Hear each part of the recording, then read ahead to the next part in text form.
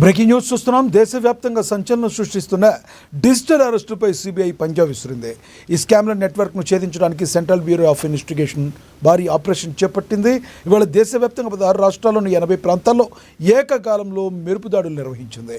Supreme court అధికార వెబ్సైట్ను police ఒక నకిలీ వెబ్సైట్ను గుర్తించిన నేపథ్యంలో ఈ సోదాలు కొనసాగుతున్నాయి. తెలంగాణ, ఆంధ్రప్రదేశ్, పంజాబ్, గుజరాత్, ఢిల్లీ, మహారాష్ట్ర, హర్యానా, తమిళనాడు, ఉత్తరప్రదేశ్, మధ్యప్రదేశ్, రాజస్థాన్, అస్సాం, పశ్చిమ బెంగాల్, మణిపూర్, కర్ణాటక, ఒడిశా రాష్ట్రాల్లో తనిఖీలు కొనసాగుతున్నాయి.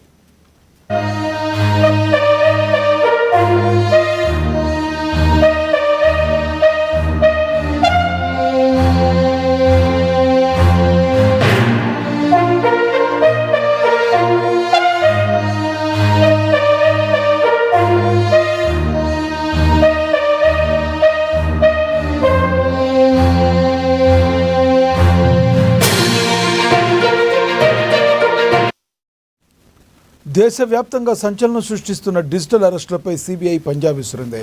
ఈ స్కామ్ల నెట్వర్క్ను ఛేదించడానికి సెంట్రల్ బ్యూరో ఆఫ్ ఇన్వెస్టిగేషన్ భారీ ఆపరేషన్ చేపట్టింది.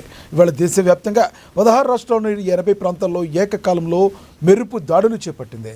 సుప్రీంకోర్టు అధికారిక వెబ్సైట్ను పోలీసు ఒక నకిలీ వెబ్సైట్ను గుర్తించిన నేపథ్యంలో ఈ సోదాలు కొనసాగుతున్నాయి.